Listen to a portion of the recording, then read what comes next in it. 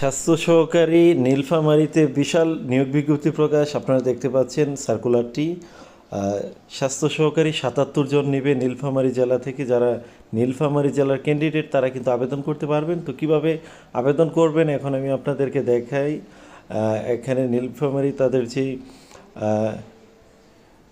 তাদের যে Teletalk link আছে সেই লিঙ্কে প্রবেশ করে কিন্তু আপনি সহজে আবেদন করতে পারেন। তো সেটা আপনারা নিজেরা চাইলে আবেদন করতে পারেন। এখানে দেখতে পাচ্ছেন অ্যাপ্লিকেন্ট নেম, আবেদন ফিল আপ করে খুব সহজেই আবেদন করতে পারেন।